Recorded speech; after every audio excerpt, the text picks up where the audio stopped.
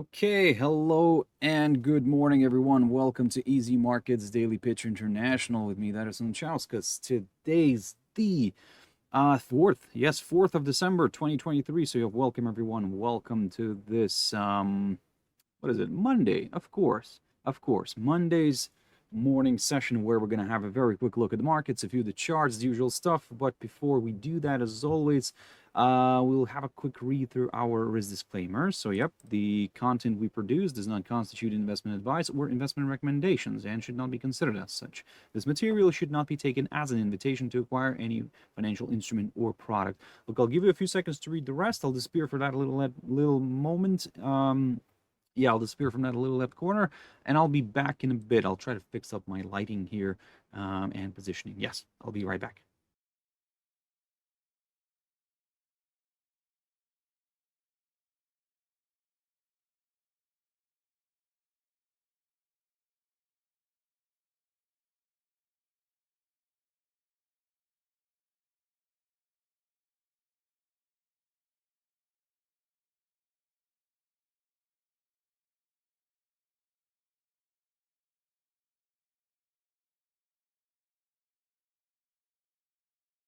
Okay, so lighting is fixed, and now let's see if I can check this correctly. There we go.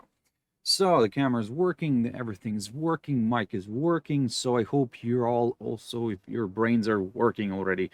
So yeah, guys, look, I'll get to that in a bit. I mean, to the markets, I mean, that is just spectacular at the moment. So, but look, also just a quick mentioning of our Easy Markets website, which you can always check out for more information about us. And yes, I mean, also, if I don't mind asking, basically, would you be able to kind of maybe leave us a review or something like that here? Hopefully, it's a good one. I'm not saying anything, but you know, just in general, on TradingView, if that's okay. I mean, if we would like to hear your feedback. I mean, if we have anything to say, so just yeah, drop us a comment here somewhere. So yeah, I would really appreciate that. Look. Enough of this, enough of all that. So let's see what the market has prepared for us now. Okay, look, I mean, I as I've mentioned it in my heading of this video, of this webinar, is basically this week is very busy. I mean, we do have interest rate decisions, we have GDP figures, we have PMI numbers, we have job numbers. So yes, I mean, it's going to be quite wild in my opinion. Now, let's have a look what's happening here with Nikkei. And to be honest, I'll take credit. I'll on this one, I'll be very smug about myself. Look, what I was talking about the whole week last week, and I said to you, look, maybe this is going to be forming a possible head and shoulders pattern, especially if it gets a hold up somewhere around here. Boom, fantastic. It held below that 33,500 zone, and we drifted lower, and yep, we started breaking that 33,200 territory. So now my question is, where are we gonna go next? Well, to be honest, I think that yes, I mean, I'm still targeting that 50-day EMA, and I do understand that other indices are showing something else, but I'll get to that in a bit as well. First, like I said, Nikkei, yes, I mean, and so far, judging just purely from the technical perspective, I'm leaning on this one towards the downside a little bit. So yes, at the moment, I am looking at some lower levels as long as we stay below the 33,200 territory, somewhere around here. And then we'll go from there, guys. Now, like I said, other indices are maybe showing something else on the charts, but I think that Nikkei might be. I'm just fixing the camera a little bit, just a sec. There we go. I think this is working. No, there. So, now, that's, like I said, that's my game plan here on Nikkei. In terms of the upside, certainly a push above the 33,000, kind of 485 by 500 level could do the trick for a few more buyers, and we could potentially attract more buying interest. So keep that in mind. Certainly, at the moment, it's a little bit tricky because, again, some indices are pointing to the upside. However, don't forget that some indices, which I'll get to in a bit, are a little bit overstretched. So maybe a bit of a retracement back down here could be possible. Now, looking at the China 50 index, we can see that we have approached this key support zone, which I kept on talking about. So yes, we are near the 11,557 territory. That's the lowest point of October. And there we go. Now the question is, will we get that break? If we can get that break, then yes, my next target is the 11,400 territory, around there. And if that gets cleared, the 11,158 is my next target, marked by the lowest point of November of last year, of course. And also, I think that's the lowest point of 2022 as well. So good potential target. But for that, we need to see that crossing, and we need to see that body of the daily candle staying below this area. So, long story short, guys, for now, I do understand that some of you are looking maybe for the upside on this one, but if suddenly the indices start reversing lower, if they start correcting to the downside, then, well, yes, we could expect China 50 also drifting nicely to the downside. Look, I forgot to mention about the economic data this week. So, for example, for Japan, the big one will be, will be on Tuesday, tomorrow. We'll get the Tokyo CPI number, the core CPI. Currently, there is a forecast on that one that's coming out. Apparently, that's coming out below. It's coming out below the well, expected to come out below the previous, so from dropping from plus 2.7 to plus 2.4. There we go, managed to squeeze it out. And then we do have, I think, Thursday, Friday. Friday will be the GDP numbers from Japan. So keep your eyes on that. At the moment, those are expected not to come out very nice. So yes, maybe this could support, the further decline if of course, if we are not gonna drift much lower by that time, so before it actually comes out. So yes, I mean, at the moment the forecast is for a drop in GDP. Maybe that's why we're seeing some weakness, so the market is anticipating a bad number. However, if the number comes out better than the forecast, then yes, we could, let's say, drift lower, test the 50-day EMA by Friday, and then on Friday the number comes out slightly better than the forecast, and then whoop, we push back to the upside. So a scenario which I've seen before. So let's see if something like that would happen. China 50, yes. So as I said, China 50, I've already talked about that one, but just to let you know that I'll go backwards a little bit. So on Thursday we do have imports, exports, basically the trade balance. Wednesday's a little bit quiet, and the main important data will be tomorrow, which is the Tianjin services PMI number together with the Chinese composite. So the services PMI, Tianjin services PMI, is expected to come out a little bit higher. So yes, again, let's wait and see, of course, but for now it's the index looking quite bearish. ASX 200, something that I'm going to be keeping a very close eye on. Look, first of all, just a quick recap on, oh, by the way, before I forget, good morning, everyone. There we go, in the chat room, guys. Good morning, everyone. So I'm going to kick off the chat room. Basically, with ASX 200, I'm going to be keeping a very close eye on it. Why? Because we do have the RBA interest rate decision, and that's coming out when? Exactly, tomorrow. Tomorrow it's coming out. So look, at the moment, the expectation is for the rate to remain the same. Unlike other central banks, and let's say maybe Fed, for example, right? Well, who else?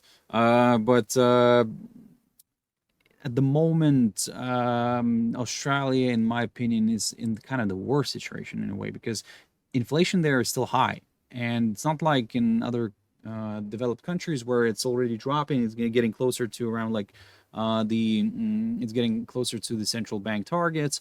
Yes, in Australia, the inflation is sitting currently still at around 5.4. So in a way, the interest rate is still basically, let's put it this way, the interest rate is still lower than the inflation rate. So I mean, because in some countries it's already kind of the opposite. So inflation has fallen below the level of the interest rate. So yeah, I mean, in Australia, it's a different story. Now, that's why the question is, will we see a hike or something like that? Because, you know, maybe they'll say, you know what, we're not like others, and our inflation is still on the higher side, so let's go for a hike.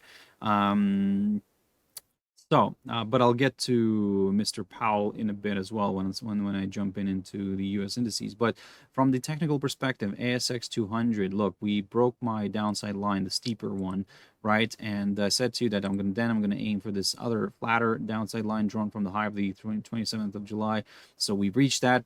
That's fantastic, mission accomplished. And now, I mean, we've pushed above that downside line and we cleared it, and we tested my other target, the 7,174 territory right here. So look, this just kind of tells me that this is going to be an important area to watch.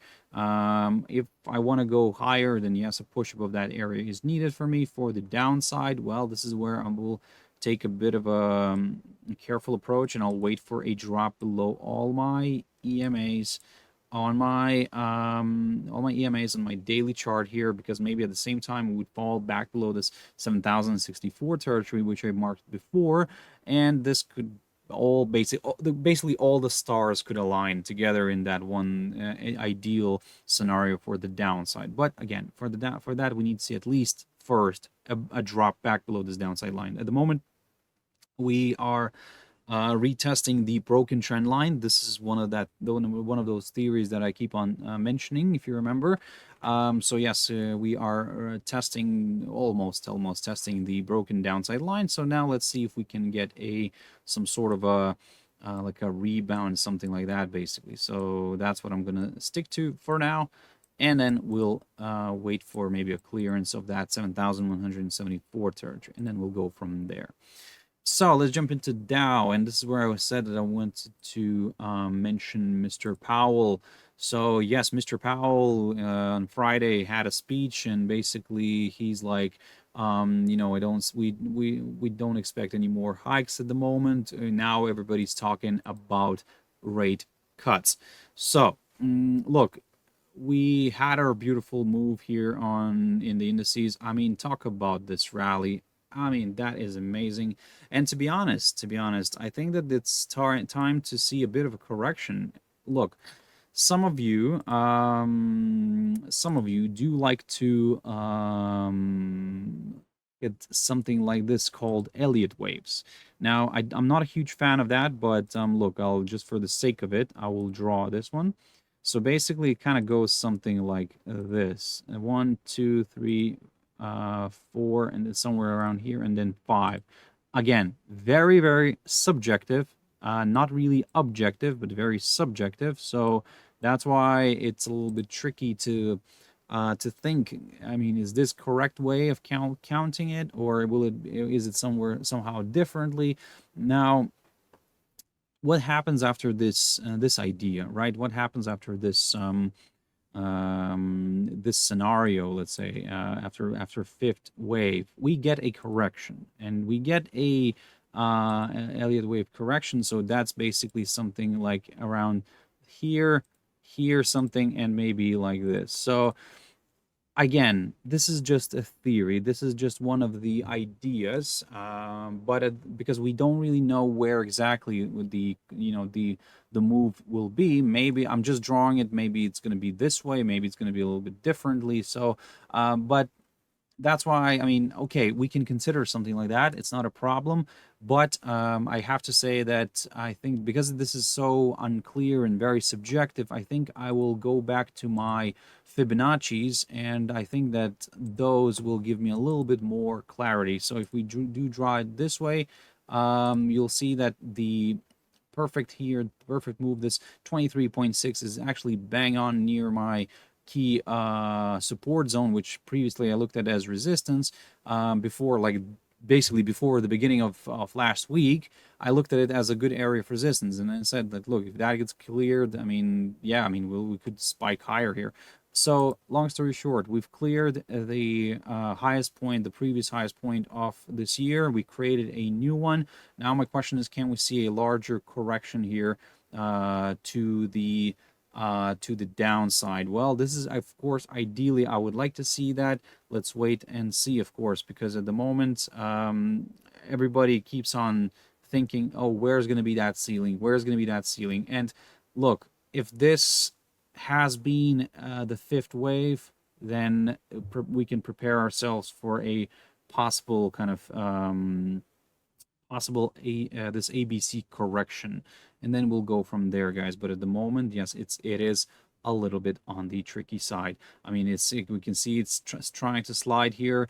Everybody's kind of thinking now, oh, but what about the Christmas rally, the Santa Claus rally? Well, guys, let me just adjust my camera a little bit here. There we go. Yeah, I think that's a little bit better. There we go. So what about the Santa Claus rally? Well, guys, the Santa Claus rally is well, I don't want to say canceled, but I mean, after a November Claus rally, I mean, I don't know. Is there anybody still waiting for a Santa Claus rally? I don't know. Honestly, I really don't know, because look, I think that we did a good job here looking at the weekly. I mean, wow, like 1, 2, 3, 4, 5 weeks in a row, we had this strong move to the upside. And look, when was the last time we had like 5 weeks in a row of strong moves? 1, 2, 3, 4, 5. There we go. And then it was back in, yes, at the end of the year of 2021. So also a strong move here as well at the mid 2022. 1, 2, 3, 4, 5, 6. We had 6 candles to the upside, and on the 7th we did move lower. It's like, honestly, like a casino. I mean, well, it is kind of a casino. So, but yeah. So I mean, in general, at the moment, everybody's kind of, like I said, yeah, hoping maybe to see some fresh air or for the bears. But my question is, will we not end up reaching the all-time high, which is the current one here that was reached in January of 2022 last year?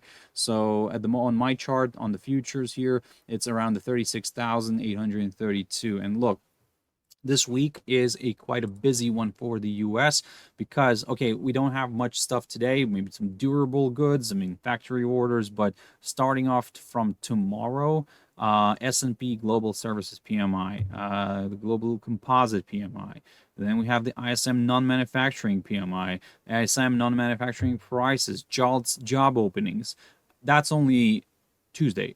Wednesday we get the ADP non-farm payroll number, which if you understand, if we do get, and the crude oil inventories, and if you understand that we are getting on Wednesday, we're getting the ADP non-farm payrolls. What do you mean gonna happen on Friday? It's gonna be the NFP number. So yeah, I mean, this week will be quite an interesting one. It's like, in my opinion, that's kind of the last week of action for the market. I think that big of an action. So yeah, like I said, this is the moment where we'll see some, who's going to shine more. I mean, our indices are going to shine even more.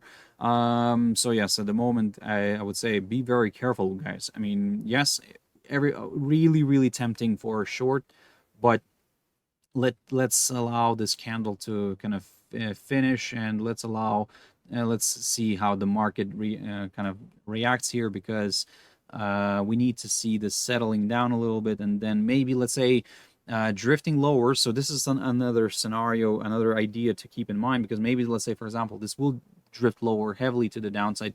If you suddenly think that, oh, I'm missing out on the action to the downside, no, you're not, because look, it might drift a little bit lower, find support here somewhere. This is where people will start jumping into selling ideas, selling, we'll start selling. The market reacts back up, rebounds back up, maybe fails to overcome here. Everybody's going to be thinking, oh crap, it's going to be like, going for another higher high. Everybody starts liquidating, and then it fails to overcome, or let's say it fails to stay, let's say, above this barrier, and then drifts back down, creates a false breakout, and congratulations, we could go for a larger correction to the downside. So at this point, I am very careful. I'm watching this one. Yes, I'm really tempted to see some action to the downside here, but at the same time, I don't want to exclude a possibility, let's say, and on this specific chart, seeing something like a bullish flag here, and then, like something like a pop higher.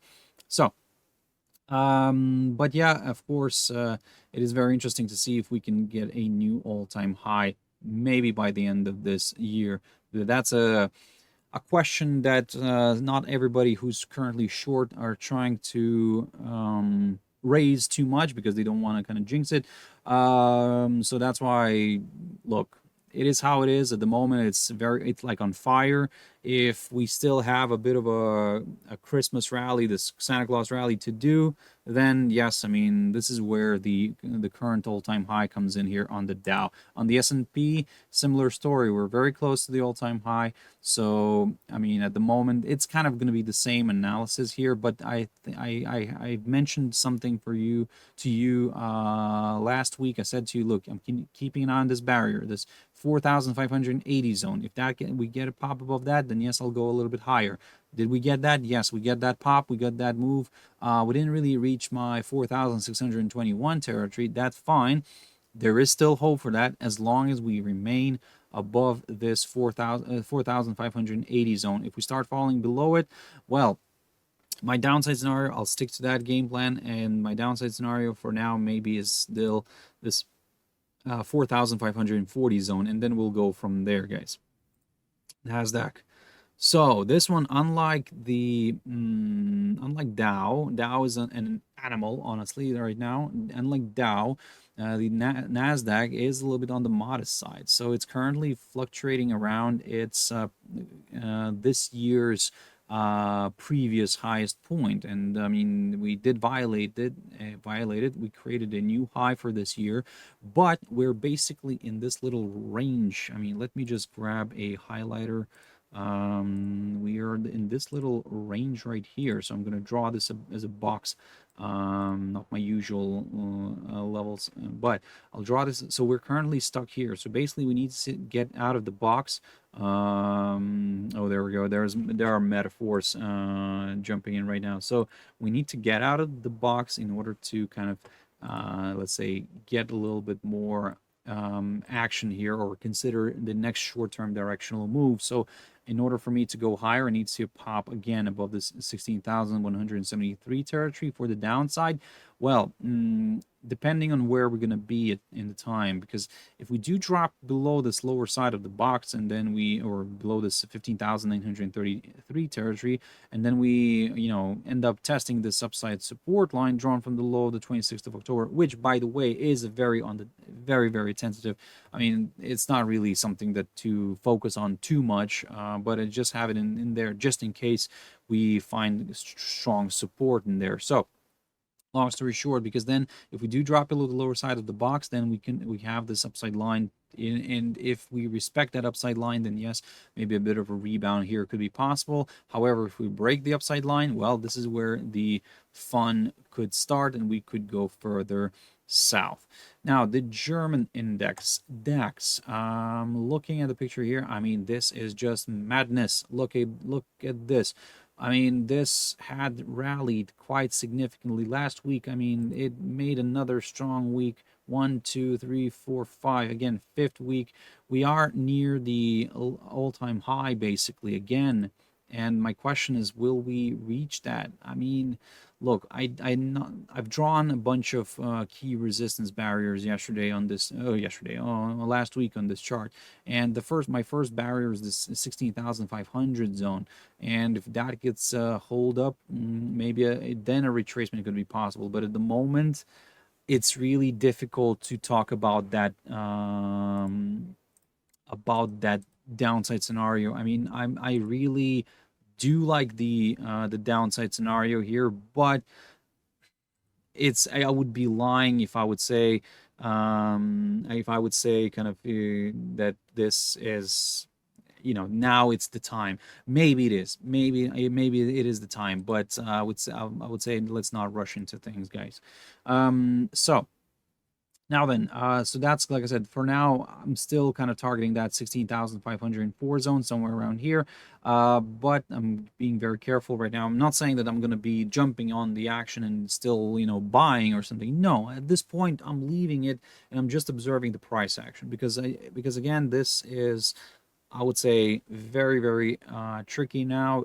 I think the best moment right now is just if you've missed the rally, just leave it. Honestly, now we can focus on that idea of a correction back down. But again, we cannot really jump into it yet because maybe it still has a bit of juice in it, so maybe it still has a little bit of, you know, that buying power. So let's wait and see for now at this point, guys. In terms of the European data this week, I think that not much is happening. Let me just double check very quickly. So we have the Windows speaking today. And the Eurozone Composite and Services PMIs, those are coming out. PPIs are also coming out from the Eurozone. Okay, that's on Tuesday. On Wednesday, retail sales. Yep, retail sales on Wednesday. And yes, there we go. Thursday, we do have the GDP numbers coming out from for the numbers actually is to decline. Now, this is where maybe this could push the indices a little bit lower. I'm talking about the German index. So, and like I said, the GDP number is coming out on Thursday.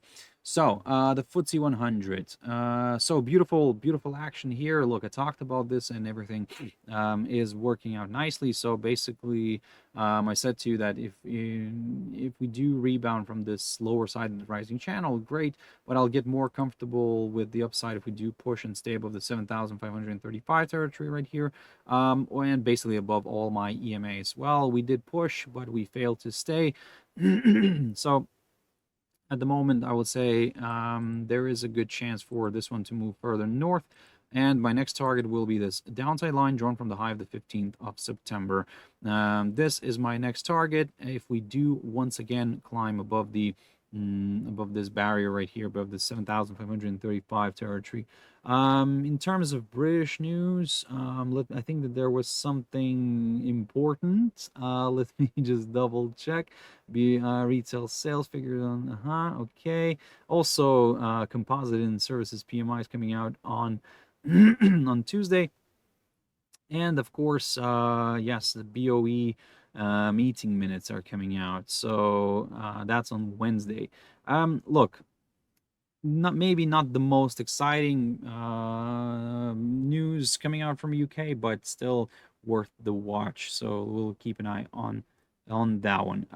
So yeah, jumping into the US dollar, guys. So certainly, Jerome Powell. Last week on Friday, he gave a little speech, and kind of he was pointing towards the idea of rate cuts. Now, look, certainly he assured that there's not going to be any rate hike on in December, so that's why there is still hope that the indices could continue like moving a little bit higher, or let's say giving us a spike or something like that, and then drifting back down. So that's why for me at this point, like I'm watching this. Yes, I mean I'm expecting no hike. I mean we already expected that like 2 months ago. To be honest, we all kind of understood that. But look, the interesting bit now becomes the next year. Now everybody's going to be talking about next year. So basically, here you see a 12% chance for a cut of 25 basis points. March, we see already we see the rates staying actually with the cut basically. So what's interesting here, so in January we're expecting a cut of the rate cut for 12%. In March, the expectation is for a rate cut is already 53%. So basically, if they're not going to do it in January, then the expectation is that they're going to do it in March. And in May, let's have a look at what's happening in May. I mean, May is already, yes, I mean, the further rate cuts are a possibility. So that's where the interesting bit comes in. So look, with the dollar in that case, that could hurt the dollar. If we see rate cuts, that yes, that might not be a good sign. So what it means, in my opinion, again, it's only my opinion here, that we might see some buying action in the dollar, because at the moment we could see that basically if we are expecting that the dollar could fall going into next year, then because of the rate cuts, then we would see a rally, let's say right now, maybe up to that moment, and then we would see like a decline. So again, unless the game plan would be different a little bit. So for example, if the market is already expecting that we could see some more cuts, so maybe now the dollar would be drifting lower and lower, but then or let's say the Fed officials would start, you know what, inflation has picked up again, and that's why we're considering a rate increase, or actually they would say no cuts are expected in the near term, and then we could see the dollar actually pushing higher on that news. So again, this is something to keep in mind. Again, this, like I said, trying to a little bit foresee the future. So, but I think that the easier option right now is maybe to approach this from the technical perspective. As you can see right now, we're still trading below this downside line drawn from the high of the 1st of November. And so basically, we've broken this falling channel. Everything's in line with expectations. So now the question is, can we see a test of this downside line, the bigger one here? If we can clear that, great. Yes, I will go for some higher levels, and I will go for the EMAs here, and so on and so on. But initially, probably, yes, I will aim for my EMAs, and then I'll take it from there if we do see a break of this downside line. For now, I'm just aiming for it, because if it remains intact, another decline here could be possible, and then we'll go from there. Now let's jump into gold. I mean, wow. So gold, fantastic move overnight. I mean, this during the Asian session, and look at this, 1,142 or 43, 44 and a half. I mean that is amazing. That is spectacular. Now for this one, if you remember, last week I talked about gold, and then in the beginning of in the beginning of the week I said that, look, we might I'm expecting this one to go further north, especially if we overcome and stay above the previous highest point, the 2081 zone. And well, so far, I mean, that is just, yes, I mean, that proved to be quite a jump. I mean, and for this one, let me just jump into a different chart, the trading views chart here. It has a little bit more history, so I looked at this previously, so I want to check out the monthly chart. So there we go. This is what I looked at previously. Now, if you remember, a while ago I've drawn something like the Fibonacci extension. So basically kind of runs roughly from here to here and to here. So you can see that 61.8 was perfectly near this barrier, and I said to you that my next target is the 78.60 mark, which is around the 2,362. That's in the long run. That this is something that I'm going to continue targeting if we stay above the 2081 territory. If we can stay below that, yes, great, or stay above that, then yes, I will go higher.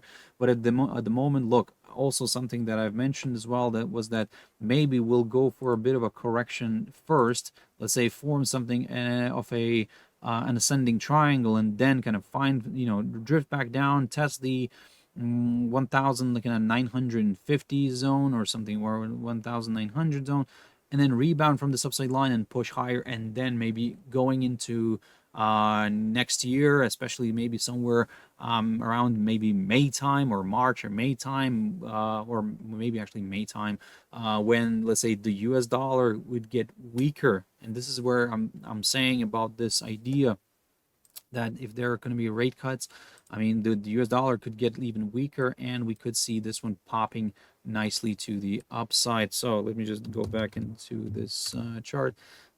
So that's my game plan. That's my idea right here. Let me just adjust this very quickly. So now, if the Fibonacci is drawn this way, of course, but maybe it should be drawn a little bit differently, from a little bit more of a short-term perspective. And let me show you what I'm talking about. So basically here, and right here. So in this case, you can see that we have reached the 50% Fibonacci extension here, which is roughly around that 2130 zone, something like that, and we've tested that today. So that means the next target is the 61.8, which is approximately, where's that 2250 zone. 2250. This is something that I also targeted, and this is a quite legit target, I would say. But first, we can see that we're currently stuck in between the Fibonacci levels here, the extension, the 38.2 and the 50. So we're kind of at this midpoint. So this is something that the market does always like as well. I mean, it does like these midpoints. So yes, I mean, at the moment, I would say we're keeping a very close eye on that 2081 zone or 82, whatever you can round it up here a little bit. If we stay below that, then I'm considering maybe a bit of a retracement first, maybe back to the psychological 2000 zone, and then we could go from there. But if it, let's say, starts further pushing above that territory, above that 2081 zone, then yes, I will consider a move higher again. So yes, that's my game plan here on this commodity. Let's jump into silver very quickly. So the daily chart, let me just adjust this very quickly. There we go. So beautiful correction back down, so that's fine. My question is, can we stay above this steep upside line for now? I mean, at the moment, given that we had a good run, I mean, maybe a bit of a retracement here back down could be possible. Let's see if from the short-term perspective, we can work something out here with the help of this Fibonacci. And there we go. 23.6 is sitting beautifully near one of my targets from where I said that I will consider a move lower. So yes, I'm going to stick to that idea, I think. Yes, maybe if we do drop and stay below that 25.27 territory and we stay below, yes, I will consider a larger correction here to the downside toward that 23.6. Let's jump into platinum, something that I have not looked at very often, but I do like it to look at these occasionally. Now, what do I see here? I see a commodity, a precious metal, which is kind of trading, oscillating around my EMAs right now. The 200-day EMA is providing fantastic resistance. So basically, I have this, which I want to adjust very quickly. Just bear with me one moment. So I have this barrier, this 945. Let's round it up.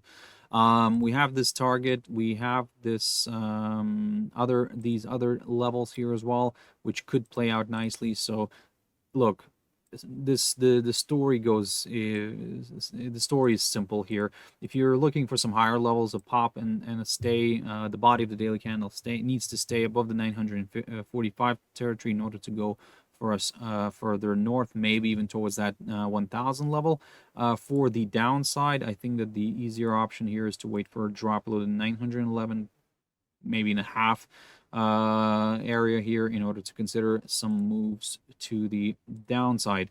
Now, in that case, we could target the area here somewhere, maybe near this level. And look, some of you might say, but hey, maybe this is an inverted head and shoulders pattern with the neckline being somewhere around here, basically this whole area like this. Well, it could be the case, yes. I'm not saying anything, so maybe this could work out, I think, maybe better. Let me just try to, there we go, grab this one. So maybe this could be the case, yes. So let me just mark this for our future reference. But yeah, in order to kind of, let's say, consider this as a possible inverted head and shoulders pattern, with the left shoulder being here, the head and the right shoulder, which is missing. So we need that right shoulder first. So look, at the moment, if the precious metals are willing to correct lower, like gold and silver, then maybe platinum could follow as well. And this could, work out nicely here. We could see a drift lower here and maybe a test of this zone again. We'll see. At the moment, I'm just gonna stick to my levels. So for the downside, I need to see that drop below that 911.5 zone in order to go lower. Oil. So, WTI oil. There we go. Brilliant move to the downside. Look, I mean, we had the COP28 in UAE this weekend. So, a lot of leaders were gathered there, and everybody was like also addressing fossil fuels. And this is where the tricky bit comes in for oil producers, because in a way, everybody's trying to shift away from fossil fuel usage, where okay, it's an idea, but for now I don't know how. I mean, everybody's trying to go into renewable energy, which is fine, which is good if you have the infrastructure for that. If you have, I mean, at the moment everybody's working towards that, of course, but okay, I think it will take time a little bit. But one thing for sure, everybody's trying to shift away from oil. But again, then you have another problem of various metals, which are a little bit rare in this world. So, in my opinion, is just a way of trying to get rid of people using cars in general. It's like creating that elite. You know, you'll be rich if you can afford a car. I think that we're getting back to that idea. I think it was in the past, in the beginning of the 20th century. I think now I think everybody's now going to be shifting towards that idea again. So you will probably be very rich if you own a car. So enjoy your moment while you can, guys. That's in my opinion only. Like I said, I don't know if that's going to be the case, because look, if the idea is to shift towards EVs, then EVs are expensive, and they're going to be even more expensive because we don't have many minerals to kind of, to run those batteries, to kind of, or should I say, to build those batteries. So it means that there's going to be basically a smaller supply of EVs, and yeah, the price will just go higher and higher for them. So, invest into a bicycle, I would say. So that's yeah, that's going to be the future, I think. But look, at the moment oil is drifting lower. For now, I mean, all this news is of course hurting the price of oil, kind of thinking that demand will fall. And another thing is that not everybody's cutting production. That's something that, look, on one hand it's good because it's making your petrol prices cheaper. So it's in a way it's good on one hand. On the other hand, for investors it's not very good. So yes, we're seeing oil drifting further south. So as long from the technical perspective, everything's working out perfectly here. So a drop below the 73.90 zone here may attract more sellers. Our next target is going to be the 72.38 zone right here. This is what I'm targeting, and if that gets clear, the forthcoming lower low will be confirmed. Natural gas, this is something that probably people will start shifting to. Natural gas might become that interesting fuel, because we already have, let's say, vehicles. I mean, that's not a secret. I mean, this has been for quite a while, gas driven, LNG driven, kind of LNG driven cars. Now, at the moment, natural gas is drifting heavily to the downside, and I think that one of the options here is to shift toward natural gas usage. Certainly, not everybody's a big fan of natural gas, but hey, I think that with prices like these, they will come up with more stimulus towards the usage of natural gas, and especially in cars. Yeah, and given that we do have a nice abundance of that for now. So, long story short, at the moment, looking at the natural gas price here, it's on the downside. I mean, I said to you before that if we do drop below the 2.76 territory, I'll go lower. My next target is the 2.6 area, and then we'll go from there. Wheat, something that I wanted to pick up on. So food, of course, on everybody's mind, wheat, especially going into holiday season here as well. I mean, something that does rise in price. Wheat is a commodity that people need when you need to bake something, right? So, and at the moment, given that the conflict continues between Russia and Ukraine, the two top producers of grain in the world, so yes, I mean, you can expect that wheat will continue pushing back up. So at this point, from the technical perspective, what I see here is that we've crossed, we crossed the upper side of this range here. So basically, it's kind of opening up the door towards higher levels. Bitcoin, let's jump into cryptos. Boom, there we go. We pushed higher. We cleared the upper side of my rising channel. I talked about this. I had this idea posted. And yeah, I mean, so far that we've cleared the 38,000 mark. I was kind of hoping to see maybe something like that first, like a test of this upper side of the rising channel, and then a hold up, maybe a drift back down, then a retest of the 38,000 zone, and then push higher towards that 42, 43 zone. Well, it decided to go straight away higher. Well, okay, we'll take that. That's all fine. The most important for us is to position ourselves correctly. So first of all, what I want to do here is I want to remove everything, remove all the drawings, and start fresh. So I want to bring back the 38,000 territory somewhere, which is somewhere around here. Yes, I mean, is it around here? Yes, somewhere. No. I think it's somewhere around here, the 38,000. There we go. So we cleared this 38,000 territory and 38,200 as well. My next target, in a way, is the 48,000 and with a little bit. And certainly before that, there is a little hurdle here, the 43,100 zone, which is the high of the 21st of April.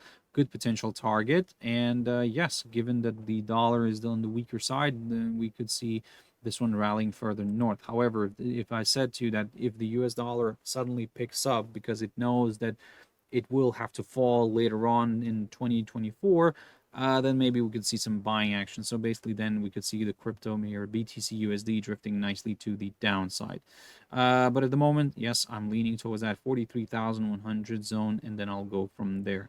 Bitcoin Cash just broke above the downside line. Let me just wait until my lines are going to load up here. Yes, so let's take our time a little bit here. So will it or I need to start drawing again?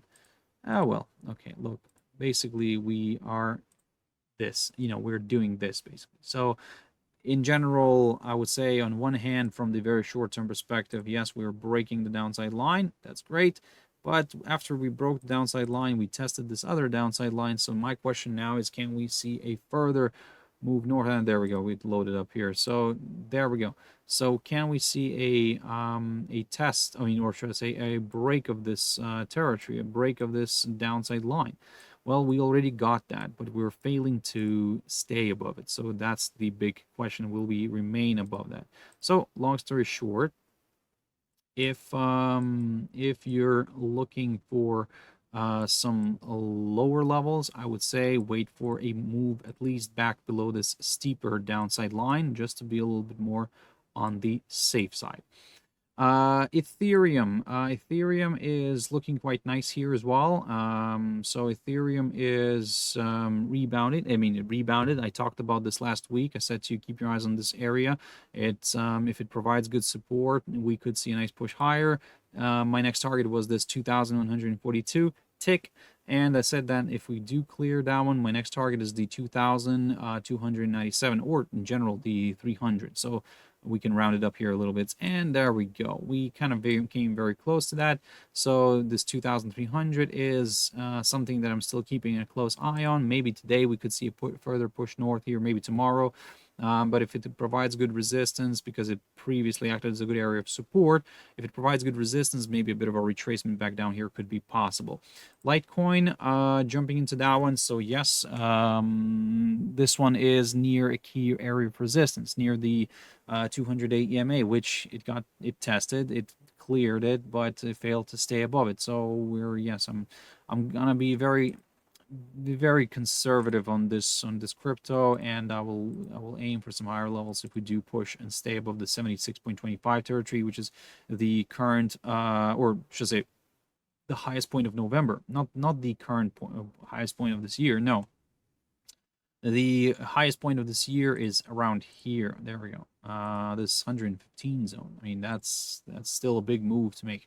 So at the moment, yes, we are forming something of a a higher low, but we're struggling with a higher high. So I need to see that break above the 76.25 in order to consider a higher high. But I'm also monitoring that if this, for example, somehow continues to provide resistance, if this 200-day EMA continues to provide resistance, maybe we'll drift back down, and maybe we'll start forming something of a triangle pattern. So I'm not rushing into that yet. I want to see what's going to happen here first.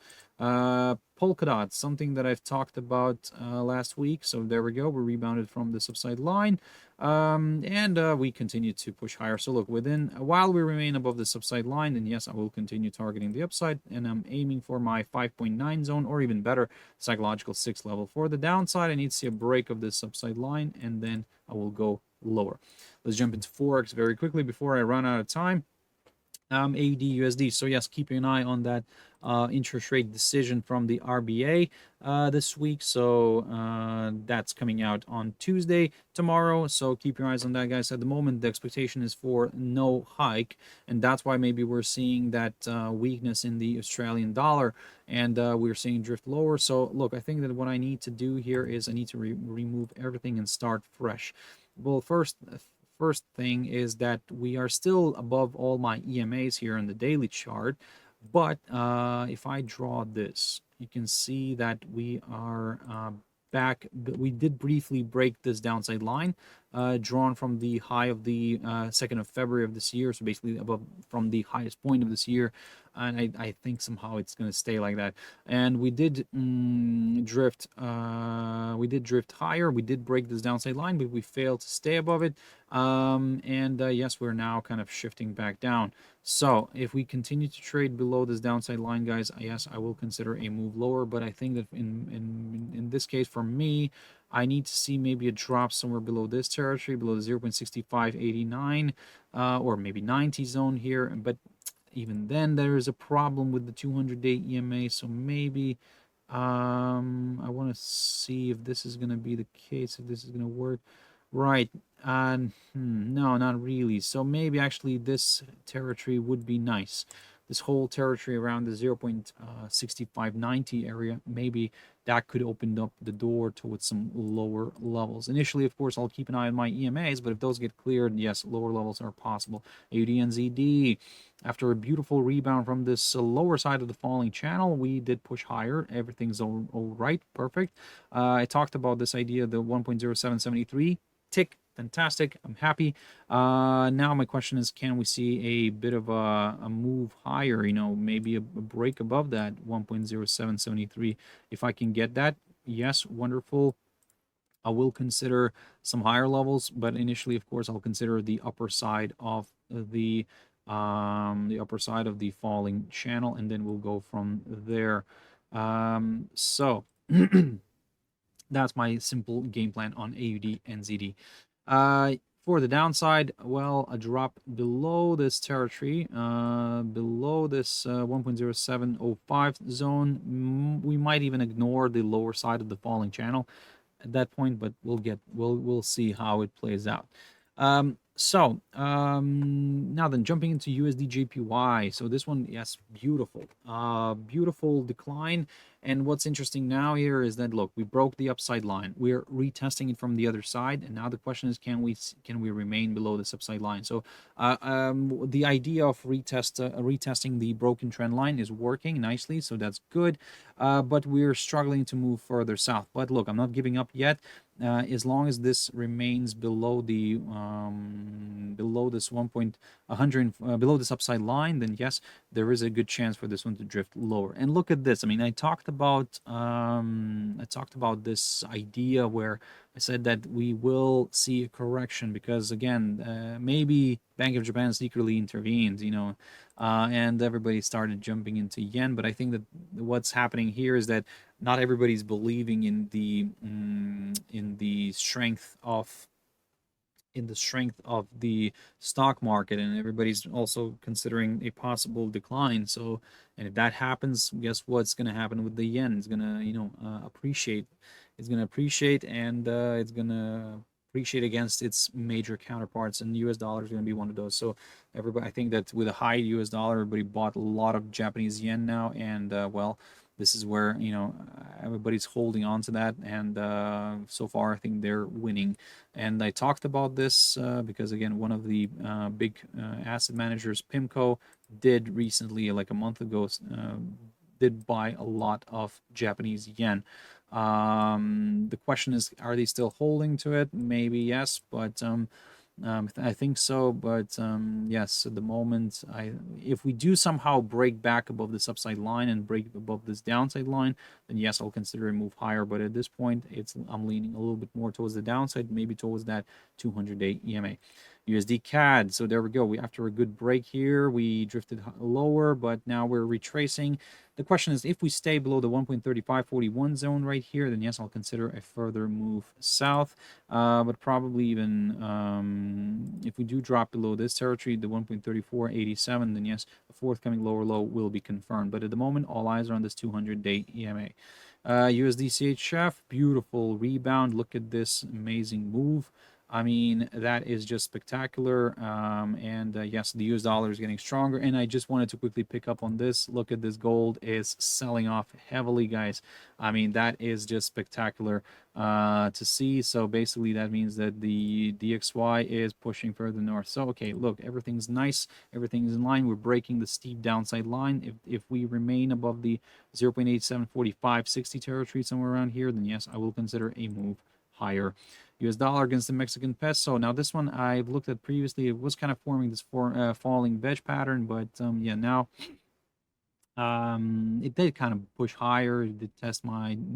I think it's time to get rid of this falling wedge pattern. I think that something else here is working out. So look, my EMAs are doing a good job. So why not to stick to those? And for now, yes, I'm gonna exactly aim for that. So if we do push above and stay above the 50 and the 100-day EMA, then yes, my next target is the 200-day EMA for the downside. Now, this is where I'm going to take a very conservative approach, and I'll wait for a drop below the 17 level in order to go lower.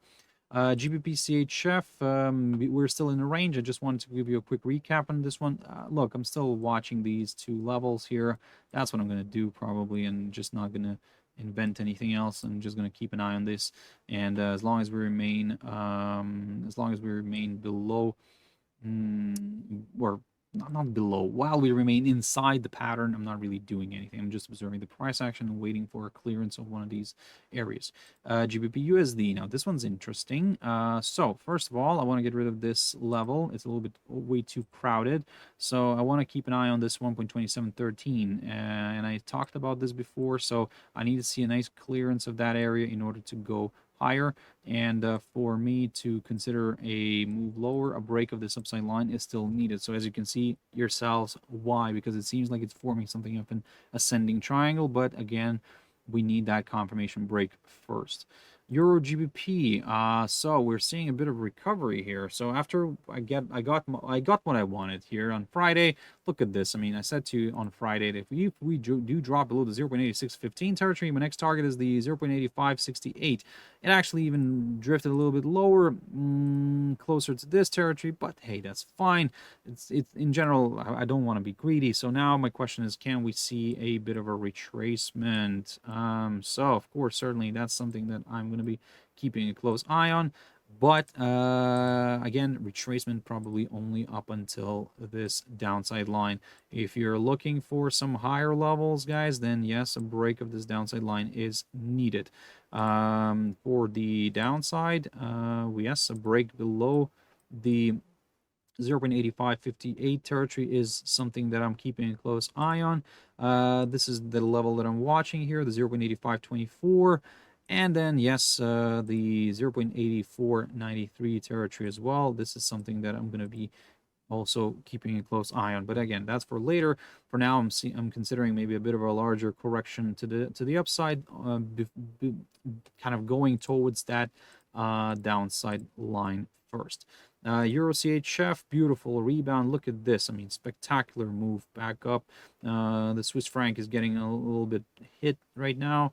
So yes, this was the low of today, the 0.94445.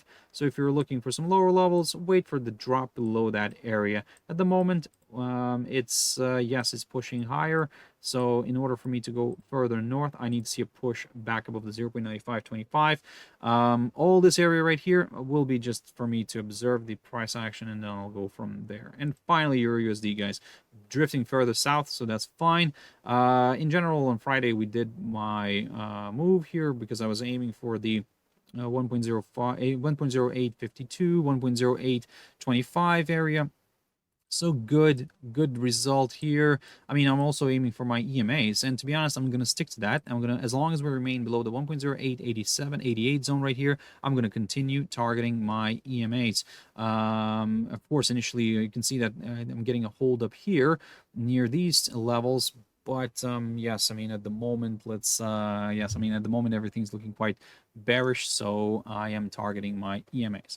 For the upside on the euro dollar, I need to see a push back above the 1.0888 zone here, and then I'll consider maybe a move a little bit to the upside.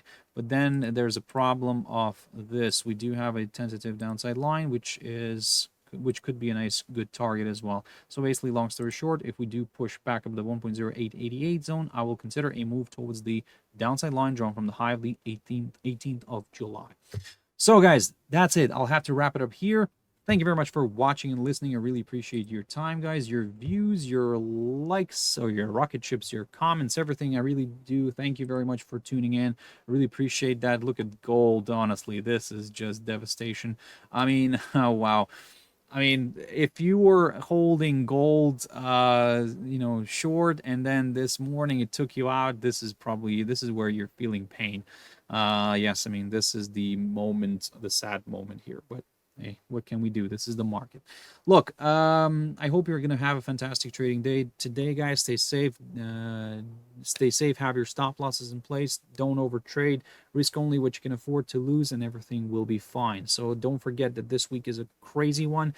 And join me tomorrow morning to have a look at what's happening with with everything here, with all the instruments, and we'll see how we can position ourselves, how we can protect ourselves, and well, let's have a look at the markets in general again tomorrow, 7 o'clock GMT time. So thank you very much, and I'll see you tomorrow. Bye-bye.